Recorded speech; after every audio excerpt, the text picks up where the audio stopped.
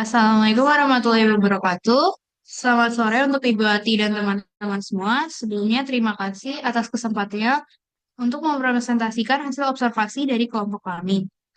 Kelompok kami akan menganalisis kurikulum Merdeka di fase F dan kelas 12 di SMAN 3 Kota Bekasi. Next. Untuk anggota kelompoknya yang pertama ada Ani Rahmawati, ada Farah Salsabila sebagai saya sendiri, ada Fitri Aulia, ada Hana Syifa Azhara, ada Jenika Alia Faroh, ada Yunigita Cahyani. Next. SMA Ingkek Kota Bekasi adalah sekolah penggerak angkatan pertama di Bekasi yang berlokasi di Jalan Pulau Ribung, Tanaman Galaksi Indah, Pekayun Jaya. SMA Bekasi memiliki visi terwujudnya pendidikan yang berkualitas untuk membentuk SDM yang beriman, berakhlak mulia, berprestasi, mandiri, dan berwawasan lingkungan. Sejak tahun ajaran 2021 sampai 2022, SMA 3 Bekasi telah menjadi sekolah penggerak dengan menggunakan kurikulum Merdeka sebagai kurikulum yang mereka pakai. Kurikulum Merdeka ini adalah kurikulum yang berfokus pada pembelajaran berbasis proyek untuk pengembangan karakter dan kompetensi siswa, di mana siswa diberikan kebebasan untuk mengeksplor minat mereka melalui mata pelajaran pilihan, sekaligus mempersiapkan mereka untuk tantangan masa depan. Tetapi juga setiap sekolah mempertimbangkan beberapa faktor seperti SDM guru dan banyak minat siswa. Tiga Bekasi ini juga ada yaitu adalah proyek profil pelajar Pancasila di mana proyek yang relevan dengan isu-isu lokal, nasional maupun global. Proyek-proyek ini mencakup tema-tema keberlanjutan lingkungan, kewirausahaan, dan pengembangan budaya lokal yang memperkuat nilai-nilai Pancasila. Next, untuk ini profil secara resmi dari SMA 3 Kota Bekasi. Next.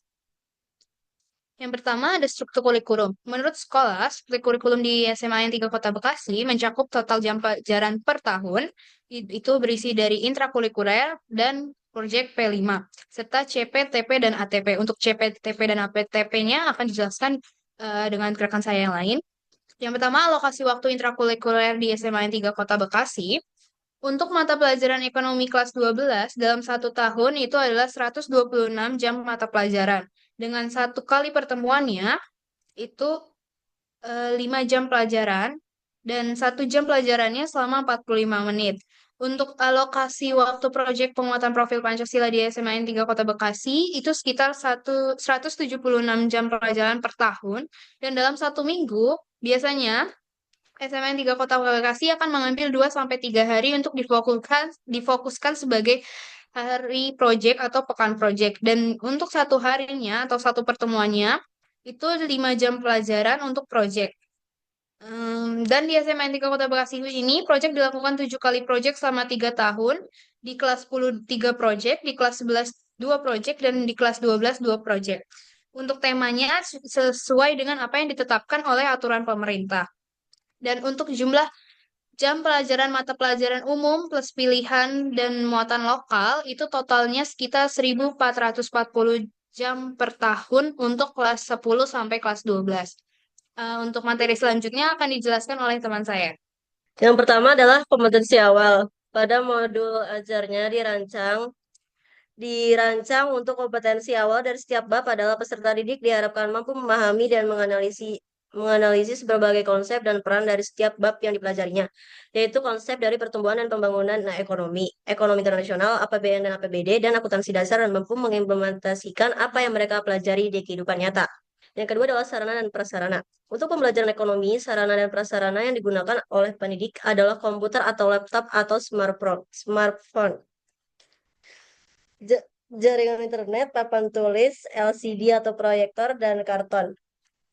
Jika jika dibutuh untuk mengerjakan latihan atau proyek yang ada di bab tersebut, pendidik menggunakan PowerPoint sebagai media dalam pembelajaran di kelas dan video pembelajaran sebagai media tambahannya. Yang ketiga adalah sumber belajar dan model pembelajarannya. Pendidik menggunakan sumber pembelajaran yaitu buku siswa mata pelajaran ekonomi kelas 12, buku paket ekonomi kelas 12 yang relevan dengan internet, YouTube, Instagram, laman atau website terpercaya, dan model pembelajaran yang digunakan oleh pendidik di SMA 3 Bekasi. Yang pertama adalah model pembelajaran tatap muka, yang kedua adalah pembelajaran yang bersifat problem solving, yang ketiga adalah pokoknya MEA atau bersifat analisis permasalahan, yang ketiga latihan dengan kartu, dan yang kelima adalah model pembelajaran terpadu yang mengintegrasikan kemampuan membaca dan menulis, dan terakhir adalah debat aktif untuk membantu peserta didik menjadi lebih aktif. Selanjutnya adalah kegiatan pembelajaran. Dalam modul ajar dijelaskan dan diatur kegiatan guru dalam setiap memulai kelas sampai akhir pembelajaran selesai. Dan yang terakhir adalah asesmen atau penilaian. Asesmen ini selalu ada di setiap akhir pembelajaran, yaitu di tengah semester atau di akhir semesternya sebagai pengukur ketercapaiannya tujuan pembelajaran yang telah ditetapkan di awal. Pendidik mengevaluasi pembelajaran dengan memberikan asesmen untuk mengukur pengetahuan, keterampilan, dan sikap dari peserta didik dengan ujian sumatif di tengah semester dan di akhir semester. Selain itu, pendidik juga dapat menilai dari hasil belajar peserta didik yang berupa tugas harian baik individu maupun kelompok, tugas proyek, dan keaktifan dan sikap dari peserta didik. Karena selain pengetahuan, sikap juga sama pentingnya untuk dinilai. Pengetahuan saja tidak cukup untuk bisa menjelaskan bahwa peserta didik tersebut sudah mengerti pembelajaran. Jika jika sikap tidak diperhatikan, bisa saja sikap dari peserta didik tidak sesuai dengan seharusnya peserta didik bersikap. Orang yang berilmu belum tentu beradab, tetapi orang yang beradab sudah pasti berilmu. Baik, selanjutnya ada beban mengajar guru. Nah, dalam observasi yang kami lakukan di SMA N 3 Bekasi, mata pelajaran ekonomi diampu oleh Bu Wiwit Haryanti SPD, yang mana untuk mata pelajaran PKWU juga diampu oleh beliau. Hal tersebut menyebabkan tingginya beban belajar yang diterima oleh guru yang akrab dipanggil dengan Bu Wiwit ini. Nah, pada mata pelajaran ekonomi, Bu Wiwit mengajar di 5 kelas dengan masing-masing ada 2 kali pertemuan dalam seminggu. Dalam 2 kali pertemuan tersebut, durasi waktu atau lamanya adalah 2 jam dan 3 jam. Atau total durasi 2 kali pertemuan adalah 5 jam.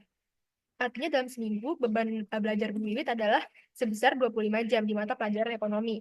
Selanjutnya pada mata pelajaran PKWU, Bu Wiwit mengajar di 5 kelas dengan masing-masing ada 1 kali pertemuan dalam seminggu. Dalam 1 kali pertemuan tersebut, durasi waktu atau lamanya adalah 2 jam. Artinya dalam seminggu beban belajar Bu Wiwit adalah sebesar 10 jam di mata pelajaran PKWU. Dari penjabaran di atas, maka dapat kami simpulkan bahwa total beban belajar Bu Wiwit dari mata pelajaran ekonomi dan PKWU dalam seminggu adalah 35 jam lamanya. Hal tersebut berkesesuaian dengan Peraturan Menteri Pendidikan Nomor 39 Tahun 2009 tentang pemenuhan beban kerja guru dan pengawas satuan pendidikan Pasal 1 Ayat 1 yang berbunyi beban kerja guru paling sedikit ditetapkan 24 jam tatap muka dan paling banyak 40 jam tatap muka dalam 1 minggu pada satu atau lebih satuan pendidikan yang memiliki izin pendirian dari pemerintah atau pemerintah daerah. Oke, untuk selanjutnya adalah capaian pembelajaran.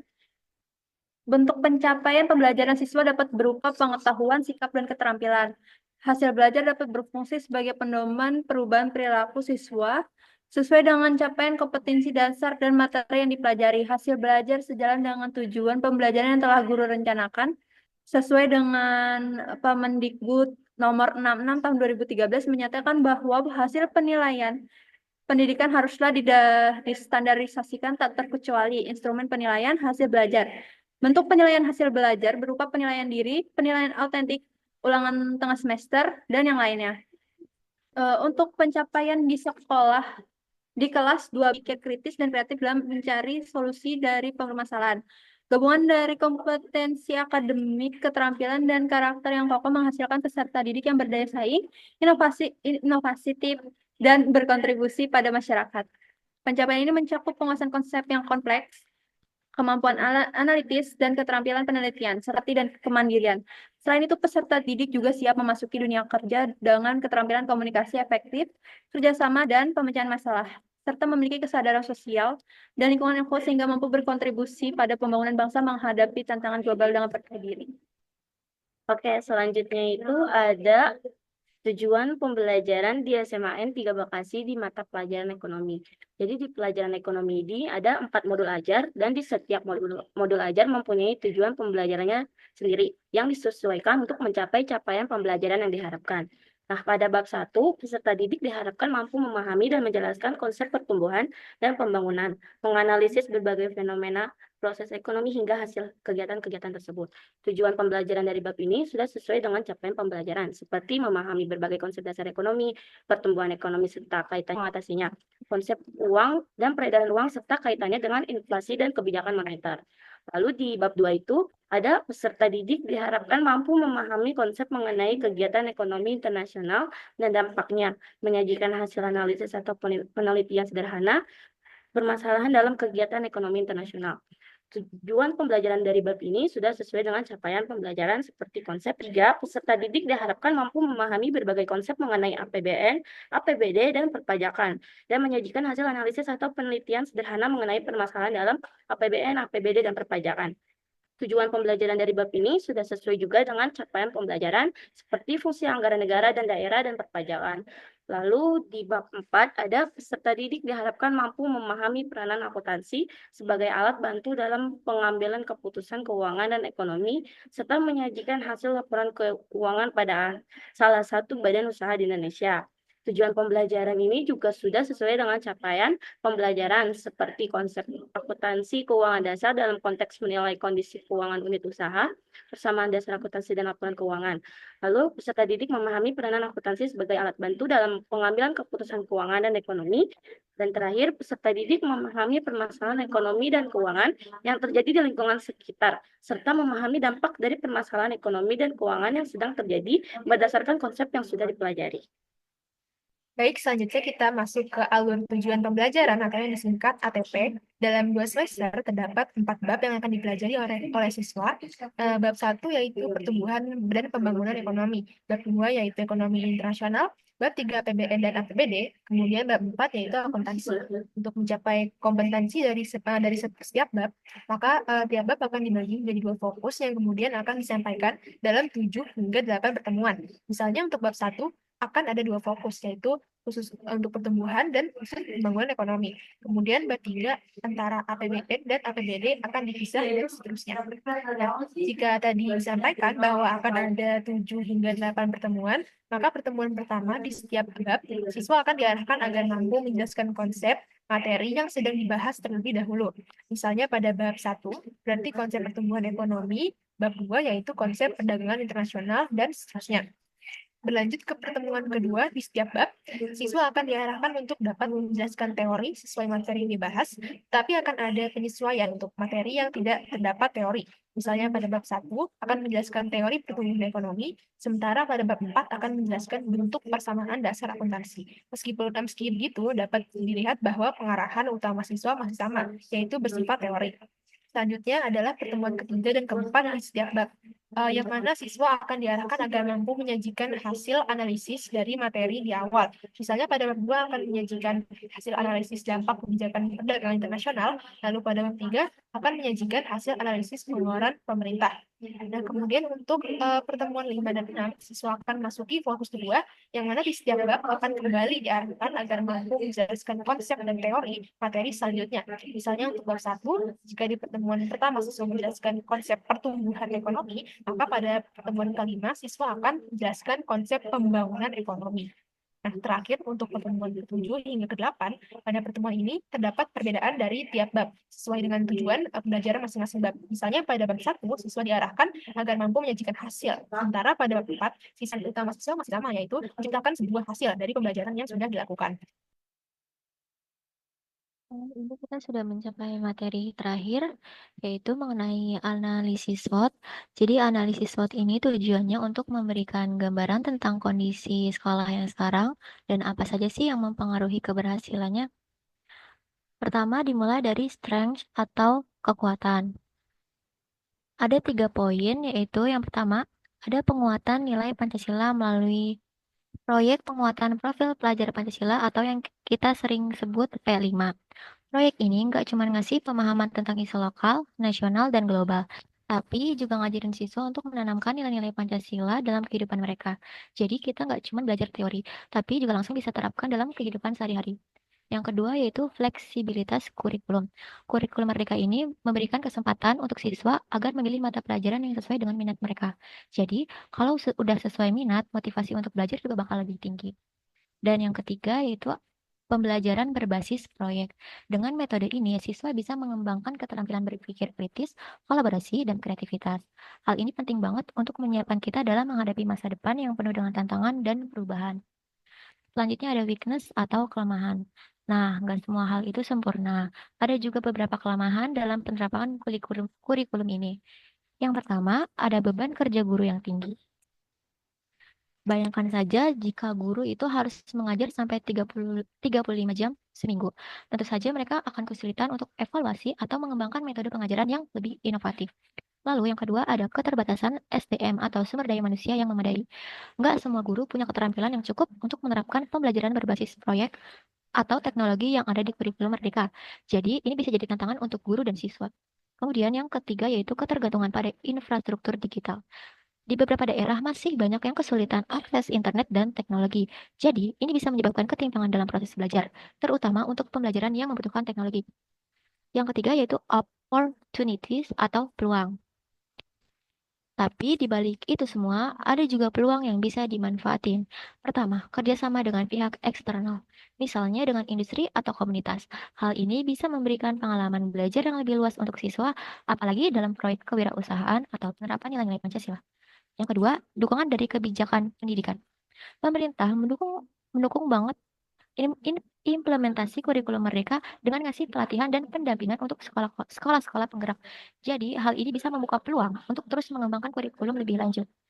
Dan yang terakhir, ada persiapan dunia kerja. Dengan mengembangkan keterampilan seperti komunikasi, kerjasama, dan pemecahan masalah, siswa bisa lebih siap menghadapi dunia kerja setelah lulus. Jadi, mereka bisa lebih percaya diri. Dan yang terakhir yaitu threats atau ancaman. Ada beberapa ancaman yang perlu diperhatikan. Yang pertama, kesenjangan akses digital. Kita harus sadar nggak semua siswa punya akses yang sama terhadap teknologi. Yang kedua yaitu ketidakpastian kebijakan pendidikan. Kadang perubahan kebijakan yang nggak stabil bisa mengganggu jalannya implementasi kurikulum Merdeka. Hal ini akan menambah beban untuk guru dan siswa karena mereka harus beradaptasi dengan kebijakan yang sering berubah. Dan yang terakhir, yang dari ancaman itu ada kurangnya persiapan guru dan siswa. Banyak yang belum sepenuhnya siap untuk mengadopsi perubahan besar dalam metode pembelajaran, terutama dalam hal pembelajaran berbasis proyek yang menuntut adaptasi cepat. Kesimpulan dari observasi ini adalah kurikulum SMA Negeri 3 Kota Bekasi menerapkan kurikulum Merdeka sebagai kurikulum mereka. Dalam penerapannya, SMA Negeri 3 Kota Bekasi selalu mengikuti apa yang memang diinstruksikan oleh aturan pembelajaran dan beban mengajar guru.